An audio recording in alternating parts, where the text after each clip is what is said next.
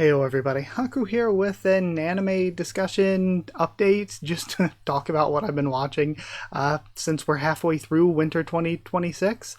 So talking about what I've been watching, if you've been following that at the beginning, I went through, watched all the PVs, decided on 10 anime to watch week to week. And when I did decide on that, I decided to do new things, not continuing things, like giving new things a chance. So I'm going to be watching those things. Like once I'm like caught up in everything, or once I have time, I'm going to be marathon watching like Jujutsu Kaisen 3 or Jigokuraku 2. The new Fate series looks really cool. I can't wait to see season 2 of This Time for Torture Princess because it looks really good. So there are a lot of things. We got season 2 of Freyrin as well. So I'm going to be watching the, second or third seasons of all of these things eventually when I get to it. But for what I was watching week to week, I wanted to pick 10 new shows or series. So that's what I went with. But I would, if you want to see people covering those things, I have been really enjoying Ron Can's anime streams, his other streams too. But if you want somebody who's covering and reacting to and talking about, I know he's doing the new Fate series, I think Jigokuraku as well, pretty sure Jujutsu Kaisen, but also Ikoku Nikki, which is like my favorite anime this season. So if you want to see somebody who is covering some of those things like on the week to week, I've been enjoying Rankan stuff, so I wanted to give that shout out there. But I'll eventually do some kind of review or video on like all of those things that I mentioned eventually when I get to them. And I was planning to do individual reviews for all of these as I finish them, and I guess maybe I still might, but if I'm discussing them in like update videos, or if I start streaming, which I'd like to do, and we could just talk about things week to week, if I'm discussing things there, I don't know if spending the time to do full reviews is worth it or not. Especially for some of these. There's at least 2 that I don't really know how I would talk about in a full review. So I guess let's just get to them. So the 10 I'm watching, you'll notice there's only 9 list here, and I'm just going to use, so you have something to see, to visualize, I'm going to use my Annie list, and it's always linked in the description if you want to follow along there as I'm watching things. But I have finished Cho Kaguya-hime. It's just like a 2.5-hour movie on Netflix. So that is one that is finished. And I guess I'll start with that. I'll work from maybe least to most favorite, and I wouldn't exactly say Cho Kaguya-hime is my least favorite. I'm not a big movie guy, though. So I got a movie, I got a TV short, so doing things not just regular TV series. I'm not the biggest movie guy, like when it comes to structure and pacing, and even here with Cho Kaguya-hime, I'm like, maybe it could have been better if it was stretched out into a full TV series, and that would have given them time to flesh certain things out more, because I think the visuals and the music were quite good. There were some parts where I was like, oh my god, this is gorgeous. And when it comes to the emotions, it definitely hit me emotionally. I definitely cried. It's very easy to make me cry at things, though. But I was emotionally invested. I thought it was good that way. But when it comes to the story, there's a lot of times where they just skip over something, and I'm like, why do we skip over this? Or they just make a big jump in the plot. And I was just kind of thinking, like, this feels like a first draft. It felt like they took the first draft of the story, like, okay, let's get our ideas out on paper, and then they just started animating, when really they had their ideas out on paper. I think they should have like refined things like 6 or 7 more times. I think they should have done some more drafts. This felt like a rough draft when it comes to the story. The pacing was all over the place. The jumps were all over the place. Some of the ideas, I'm like, I don't know why you wanted to do that or do that like that. There were times when I was like, oh, I see what they're doing here. Her relationship with her mother is sort of like her relationship with Kaguya, and the struggles she had because of hearing things from her mother and taking them a certain way should make her think of the way that she speaks to Kaguya, and Kaguya's upbringing and how she can still smile is based on her raising her. But then they do other things, and I'm like, you know what? Maybe that's not what they're going for. there were so many things where it's like, okay, I'm taking a certain message from the relationship between these characters, and then it's like, okay, we're doing something different here. And I just think that refining the story, like some more times, giving it a few more drafts to like connect things to other things better, to smooth out some things, maybe drop some things that don't make as much sense. I felt like Chokage Hime, and again, doing reviews, this is just basically an off the top of my head review, looked good, sounded good, the voice acting I liked, but I feel like the story needed a few more drafts. And here maybe like that isn't really the bottom. This is just maybe generally secondish from the bottom. Again, the other non-regular TV series. Shorts. Android wa keiken ninzu ni harimasu ka? So this is basically Yuri hentai. It is listed as an ecchi. I have been like, there are times and places for things, and I don't really particularly watch hentai, and like, I'm not going to sit around and review it. So, thinking that this was just an ecchi series, whatever, I was like, yeah, I can count it as one of my 10. That'd be neat. It's not bad. It's, if you want 3 minutes a week of Yuri hentai, that's just basically what it is. It is 3 minutes a week of Yuri hentai. It doesn't do more than that or less than that. It's fine. I mean, it's one of those things where, again, how would you do a full review of this? It's just 3 minutes a week of Yuri hentai. That's it. So I can't really say more than that. If that's what you're looking for, you're going to get it. And that's kind of all I can really say about it. It's not like... So another thing I guess I could compare it to is the Dog Girl anime, Inu ni Natara, whatever, Miss Inukai's dog, that came out for 2023 and I watched for 2023. Haven't reviewed that yet. But that is also shorts. That is definitely, ecchi, but that's not hentai. That's definitely just actually ecchi shorts. But in addition to being ecchi, it was also really, really funny. Like, that was really funny. This, though, they're just really... It's not that it's funny or exciting or scary or... There's nothing really other than, yeah, it's just Yuri hentai for 3 minutes. That's it. That is all. So you're going to probably watch it, be like, okay, that was... Like, it's basically just padding out my stats for a number of anime that I've watched. 8 times 3, you've got 24 minutes, and then bam, you can add another anime to your watch list, basically. So if I had known it was going to be what it was, would I have still added it here? Maybe not. Like, I could still watch it and everything, but again, it's not, going to blow anyone away or anything, I don't think. So getting into what are sort of more actual shows, I would say 8th place right now, I'd put Prism Rondo.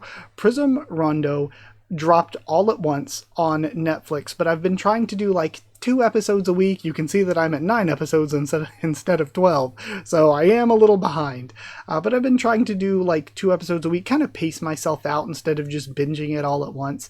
And it's one of those series where usually I watch anime on like lunch break. Like it's like I got 30 minutes for lunch, I will eat something and watch an episode of anime. That is my prime anime watching time, mostly.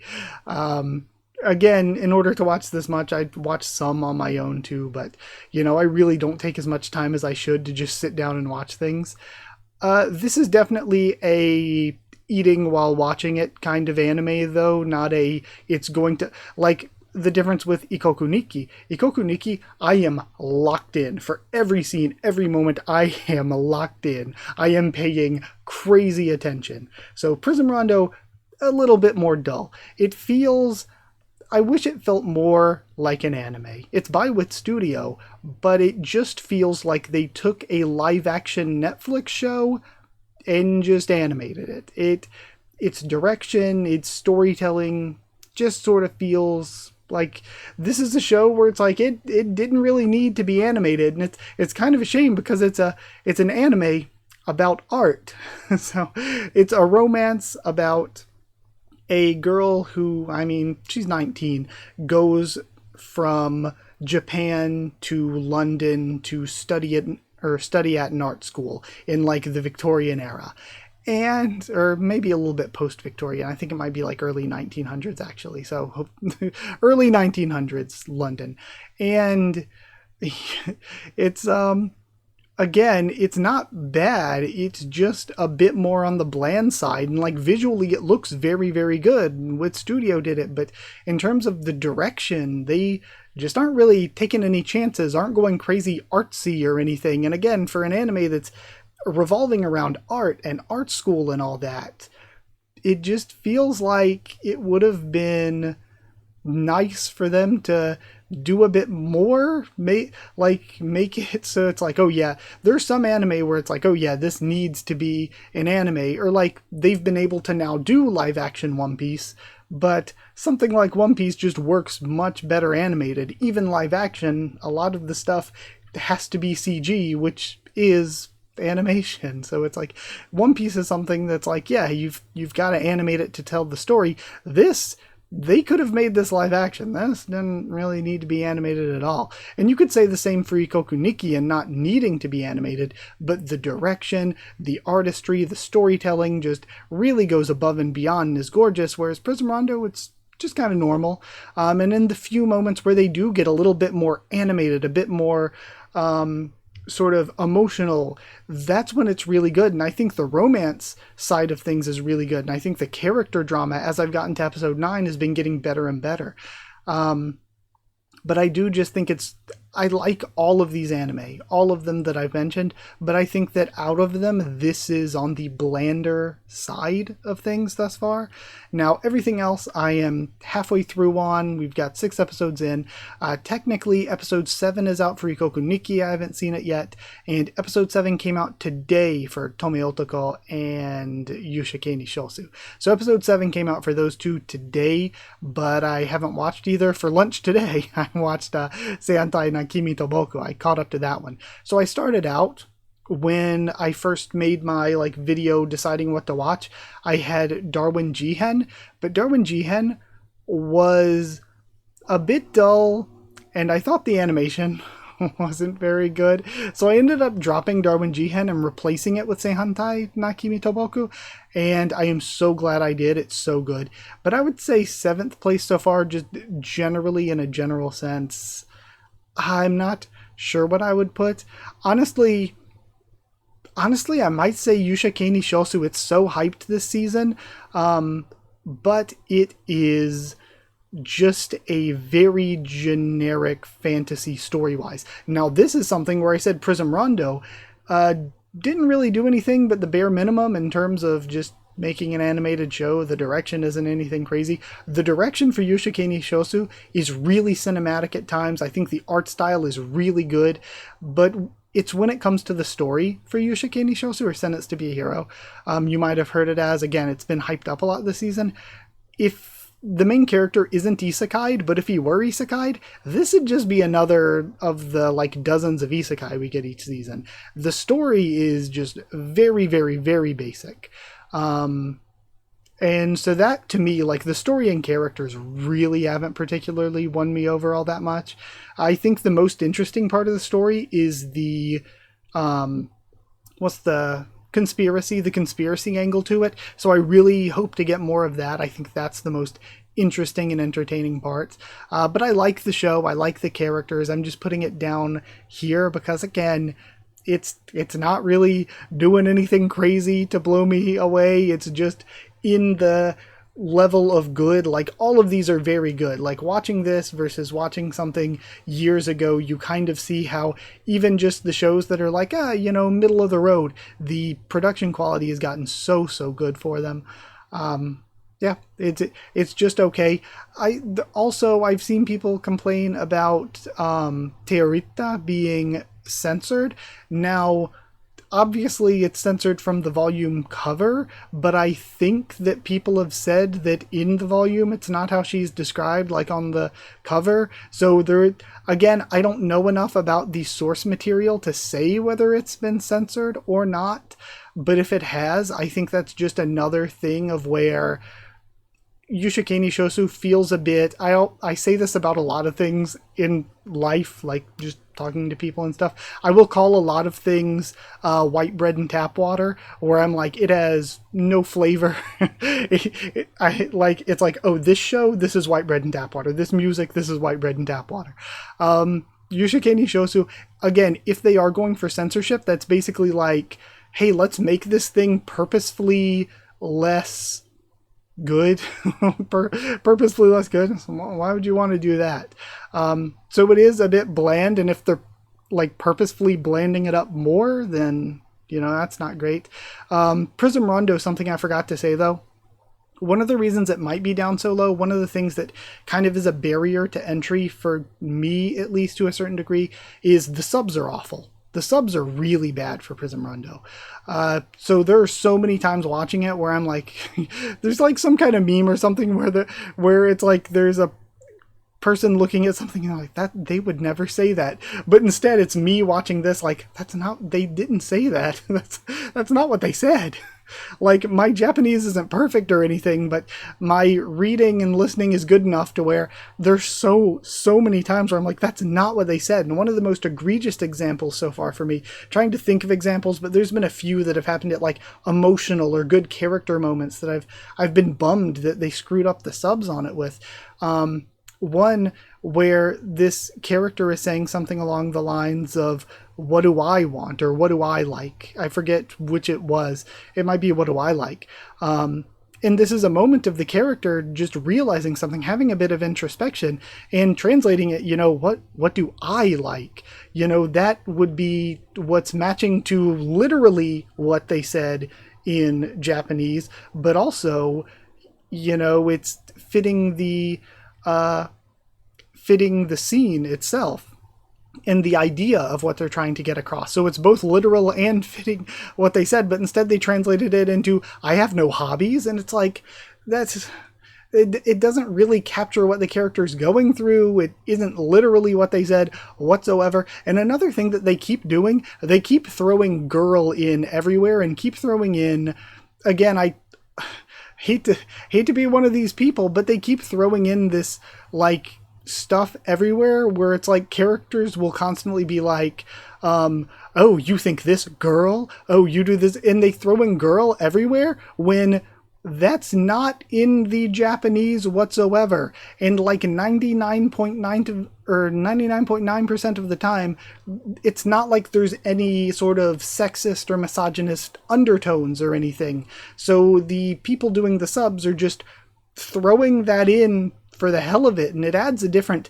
tone to the way that the characters are speaking to each other that just isn't there in the Japanese, and doesn't always even make sense. Like, a character will be being friendly, trying to help another character out, but they're still using language like this, and it just doesn't really match what's actually going on. The subs are awful. And so when I went to watch Cho Kaguya-hime, which I am watching officially on Netflix, when I went to watch Cho Kaguya-hime and I heard the dun-dun at the beginning, I was like, oh no, oh god, because I was worried again. The subs were not very good for Cho Kaguya-hime, but I didn't think they were bad either. Like, they weren't perfect, but they weren't anything to complain about for Cho Kaguya-hime. But Prism Rondo, the subs are actually bad enough that they are distractingly bad. It makes me thirst for fan subs, because Prism Rondo subs are actually genuinely distractingly bad. Then beyond that, what have I not talked about yet? I haven't talked about Dead Account, I guess. A lot of people don't like Dead Account, I think, but I kind of like it. I feel like I appreciate the lower end action shonen, battle shonen, because like when I was growing up, there's always like, you got the big three and everything, but then you've also got like some Soul Eater on the side, some Katekyo Hitman Reborn. You've got like some of these other shonen that aren't as popular to the side. Dead Account is kind of that. Like it's not got the crazy production quality of some of the stuff going on right now, like Jigokuraku or Jujutsu Kaisen, but it's fun. It's fine. It's just a lower end action shonen. So if you like action shonen, you get something fun. For the direction, I like it, but there's really something they love, and that's close up face shots. There's so many shots in this where the characters' faces are just up close to the screen. They do that a lot in this, I've noticed, with the direction. But I like Dead Account. I'm having fun with it. I think the ending to the last episode wasn't as good for me. I was like, okay, you're getting to be... It feels like how Chainsaw Man gets sometimes, as a manga reader.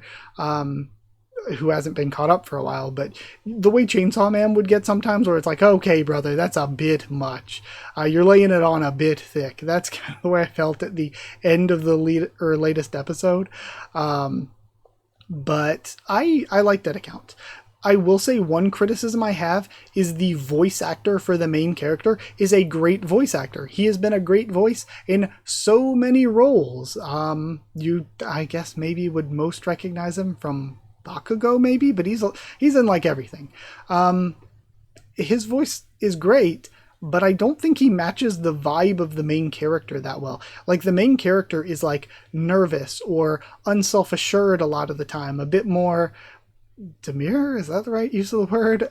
Compared to a lot of other characters. So to use that voice for him, I don't necessarily know how strong of a choice it was casting wise. Like, I don't think the voice actor is doing a bad job, but I think that the casting might be questionable, and maybe the voice direction isn't the best, because usually for anime, if you're listening in Japanese, like if you're listening in English, some dubs just aren't very good. Some dubs aren't very good. Some dub actors aren't exactly the best. But as far as subs go, you usually don't even notice anything with voice acting at all, because it all just fits. It all just sounds normal. But for Dead Account, it's like some of the voices sound a bit off to me. So I don't know if that's the voice direction, but some of the voices do sound a bit off to me sometimes in Dead Account. So from there, what have I not gotten to yet? Let's do Tome Otoko to Ningen Onna Sono Uchi Fufu ni Naru Futari. So this one is really cute. I like it a lot. Starting off, I thought it was just going to be kind of one of those, eat while watching it kind of anime. Like, it's just going to be a normal romance, workplace, slice of life kind of deal. But the character development and character progression has actually been really, really good. The production quality is so much better than I expected going into it for something that is just a slice of life romance workplace thing. It's so much like better production quality than you would need for that. Like, again, the baseline has just gotten so high. So I think it's really, really good. I think it's really cute. I like it a lot. Of course, I've seen posts every week simping for whatever new scenes we get of Jirashi, and I am with them. Yes, please. Finally, we get some good female furries in here. I feel like I complain about it all the time, where anime will have these cool male anthropomorphic designs, but then if they have like female characters of the same race, they'll just be a bland-ass, normal-ass, white bread and tap water anime girl, but with cat ears or something. It's like, no, give us full-on anthros, give us some like go as far as you can with the monster girl thing. I want some more spice. I want something a little different. I want some variety. There's nothing wrong with Nekomimi, of course, or like Kimono Mimi, but go further. Give us more different weird things. So I like that. I like what they've done with all the characters. Again, especially with the side characters, they've gone so much more deeply into the side characters than I expected, and the pacing is really good, again, for series like this that I've seen before, because I could compare this a lot to Kori Danshi to Kuruna, or I might have got that backwards, but the cool guy and cold girl workplace romance, comparing it to that where the pacing is much slower. The pacing in this, we get a lot every episode, and I really appreciate how much we get every episode. So lots of praises for that. That would leave us with like 3 left or 4 left. Okay, so I've still got Ikoku Nikki, this, Seiantai, and I haven't gotten to Kaya-chan. So I'll go to Kaya-chan with Kawakunai. This started off where I was like, again, it's going to be just your normal seasonal stuff. I'm going to watch through it. I'm going to think it was okay. But again, as we've gone on, we have better pacing than I was expected. We have, than I was expecting. We have a lot more character development than I was expecting. Especially, I love, as we've added in more and more side characters, they've gotten better. And I think the past few episodes, when we've really been getting into like the mystery side of things and getting into a more serious side of things, it's been getting really good the past couple of episodes. I really think the stuff with Mobuo has ended up being really fun. And when you come into it thinking like, okay, so it's about a girl with powers to see and fight ghosts and all in preschool or whatever. And you go into it and the horror is pretty good. And you're like, okay, you know, it's like some family friendly horror. But some of the horror does go a bit far. And usually I don't think horror in anime is very good most of the time. I don't think there are very many good horror anime. But they actually do pretty good here and there with the horror. Like it's not super, super serious. But then sometimes, again, having this set in like a preschool, sometimes they have these characters in some pretty like brutal or rough situations where I'm like, geez, this is rough for these poor kids. They are going through some stuff. Like sometimes I'm like, okay, this is a little bit here. But yeah, I think the horror is good. And as we've gotten into the mystery and as we've introduced more side characters, it's just gotten better and better. So I think Kai-chan's pretty good.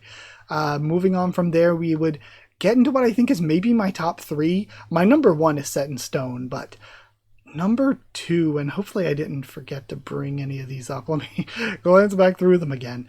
Okay, so 2 and 3, I think it's hard to decide between Jingai Kyoshitsu no Ningen Girai Kyoshi and Seihantai na Kimi to Boku. I'll talk about Seihantai na Kimi to Boku first. I'm so glad I decided to watch this to make sure I had an even 10 after dropping Darwin Jihen. I really think it's good. Every episode I've come away from it being like, wow, that was a really, really good episode. Up until the most current episode where I was like, that was a good episode. Episode 6, I watched it today as I was eating lunch. It was good. It was fine. But I think every episode before this has been just killer. It's been great. I think the character writing's been so good. And again, for like school romance and everything, you go in, you kind of have seen a lot of these before, probably if you watch enough anime, but the way that the side characters have been developed, like we get just these little bits every episode of developing the main characters and developing all of these different side characters. And I love them. I think it's so good. I love the characters in this. And it feels so real in a way that I feel like some of these other school romance anime don't. Like, obviously, there's always, like, anime-ish stuff, but some of the small things in this, like the way that the characters interact with each other, the way that some of the things that happen to them are paced out, just some of the little things like giving goofy nicknames to teachers and stuff. So many of the situations that the characters find themselves in, I'm like, man, I've been there. Man, I know people who have been there.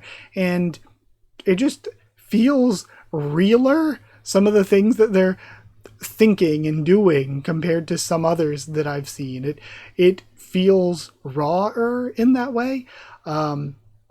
But I've really, really, really liked it. And I really like the past 2 episodes where we've been getting into Yamada and Nishi a lot. I think I want to see more of their relationship explored.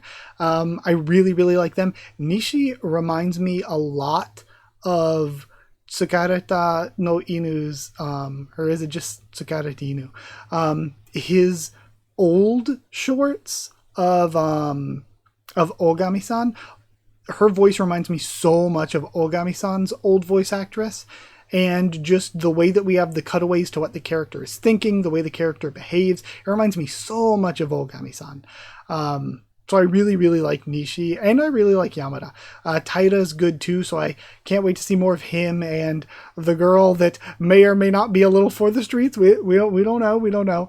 I want to see more of them. I want to see more of Suzuki's friends that are in the foreground here in the image they're using. I want to learn more about them as characters because we haven't had as much of them yet, but Suzuki's a great female lead. I love her character so much. The things that she's going through, the way that she overthinks things and cares a lot about the way that she is seen by others, and how that leads her to be attracted to Tani, who she feels doesn't really care about how he's perceived by others, but in reality he's just maybe not the best at thinking of it that way. He does have his own insecurities and how the characters work through these things. Tani, I thought would be boring at first because sometimes these male leads in these sort of school romances are a bit dull, but Tani's actually really good. I love the faces that Suzuki makes. Like, it's really, really good. And I feel like she doesn't make them as much in episodes like 3 through 5 as she did in episode 1 and 2, but she made a lot of really funny faces. It sounds like I am the shonen the shonen Cocomelon watcher when I'm like, oh, funny faces is good. But no, I do like the faces she makes. I think they're fun. I think they're cute. I think they add to the series. But there was more of it back in episode 6. So I think that's a charm point. I think it's cute. Number 2, though, I would say it's difficult because I think the baseline is really high for Seihantai na Kimi to Boku. But Jingai Kyoshitsu no Ningen Girai Kyoshi, while the baseline might be slightly lower, has had more deep character moments that have resonated with me. And that one episode, I don't remember if it was episode 3 or 4, the Usami focused episode was like really emotional. That one definitely got me to cry. Like, that one was really good. That, again, you go in, it's Monster Girl School. Okay, I like Monster Girl series. You know, if you've been watching the channel for 10 years, I've covered so many Monster Girl series. So this is another really good one. The setup for the way that the world works is different from so many other Monster Girl series in a way that I really, really like. And the way that we have developed these characters, I love these characters. They're so good. I think the fish girl, the mermaid girl, the rest are kind of things turned to, like, some mermaids exist. Mermaids just exist. She kind of stands out from the others in that way. I would say that she is the least interesting to me, where I love the Shrike girl. I think her name is Hanada. I am getting worse and worse at remembering character names. Am I getting old? I think that Hanada is really, really good, potentially best girl. Usami is peak peak tsundere toward everyone. Just some of the things she says are kind of out of pocket at times. She goes rough on everybody else, but is in a cute tsundere way. She's really, really good. And again, I love both, Izaki? Is that? Or Isaki? Isaki, I think. I love both Isaki. In a world full of monster girls, human Isaki might be best girl. I really like human Isaki. The wolf Isaki is less interesting, but human Isaki is like really entertaining. So I like both of them. Both Isakis are good. I will say though, we are 6 out of 13 episodes in, and we have the 4 main characters here, but there are 5 other characters that are in the opening and ending that I don't even think we've seen yet. I haven't even seen these other 5 characters, and we're like halfway through the season. So I hope we get some focus on them. I want to see them actually developed. But with all of those aside, we finally make it to number 1. Ikoku Nikki is about a girl and her aunt, the girl whose parents died in a car accident, and the aunt whose sister and sister's husband died in a car accident, and so she takes in her niece. And it's about the 2 of them and an examination of their characters and their journey through this grief and everything, and it is incredible. It is not only one of the best. Well, it is the best anime this season, in my opinion. It's maybe one of my favorites of all time. Like, it's gonna be up there when it comes to my favorites of all time. I have so many anime that I've seen, so you know what that means. That might mean top 20, maybe in my top 20 of all time, but it's really good. It is seriously, seriously amazing. It has gotten me so emotional multiple times, but just outside of emotional stuff, when I'm watching other anime, some of them I'm like, yeah, just casually, whatever. Some of them I'm eating while I'm watching it, you know, paying attention, obviously, so I can talk about it and all, but, you know, I'm eating as well. I'm dividing my attention because I would get a little zoomer brained and, you know, have trouble paying attention if I weren't dividing my attention at all. But Ikoku Nikki, I am locked the fuck in. I am paying laser attention, laser focus to every episode. I am locked in when I am watching Ikoku Nikki. And just the most recent episode I watched, episode 6, the romance stuff that they did there was like, holy crap, that hit me harder and had me more hooked than like nearly any romance anime I have ever seen ever in its entirety. Like Ikoku Nikki, the writing, the direction, the artistry has just been cooking so hard, and the way that they pace out what they're telling you and what they're revealing to you and how little they give you each time, but they're stacking that on top of each other. And it leaves me every single week I need to tune back in because I'm like, I really care about Asa. I really do. But we get so many of these little glimpses of what Makio's relationship with her sister is going to be like when we're peeling back all the layers of the ogre. We're getting just all of these little details about her relationship to her sister, what she thought about her sister, now what's going to happen, like, with her sister being dead, what her sister wrote in the journal now. There's so many things that I'm just like, I need to tune into the next episode because I need to see what happens with Makio and how she feels about her sister and everything. Like, it is so good. It is so good. I am hooked. So that is my mid-season update, middle of the season update for all of what I'm watching here. When it comes to other things, because I've been focused on these, I've kind of fallen off with catching up to 2023 stuff. I've not been doing that great a job, but I have been really craving a little Jujutsu Kaisen Season 2 and what is it, Vinland Saga Season 2 lately. So 2023, I need to get back on it so I can get to those. Then my 2000 project, my 80s project, again, I really want to watch stuff, I just haven't taken the time to.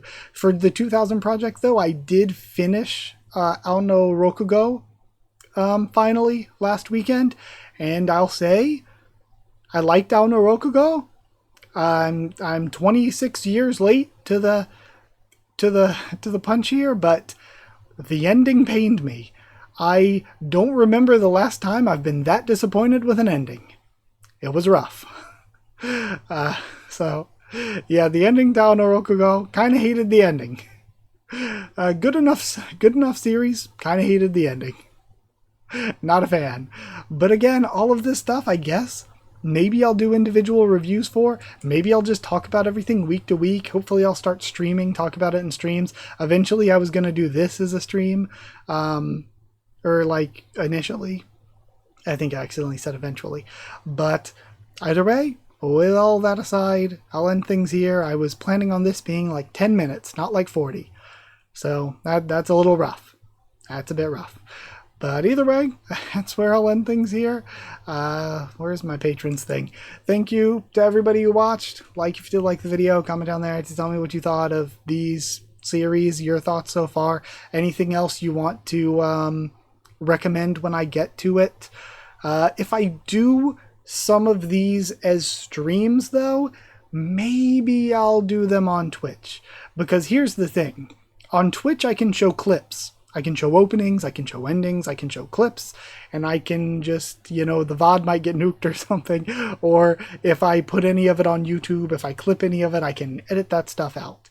But with YouTube, I can't show any of that. I can't show clips, I can't show I can't show openings and endings. I can't even show freaking PVs. The one time I tried to do the watching every PV video and tried to put it on YouTube, it was just a nightmare. I got hit with copyright like 8 times. Like just edit it again, re-upload it, edit it again, re-upload it. And just nope, copyright, nope, copyright. So, you know, YouTube isn't friendly to me actually showing you things on screen as I'm talking about them.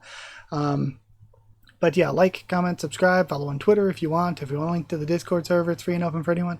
If you'd like to help support the channel by becoming or by sharing around or dropping a super thanks, it'd be appreciated. But if you want to become a member or patron and, you know, help me to continue to make videos, but also get your name at the end of videos, get One Piece bingo early. I do One Piece bingo every week.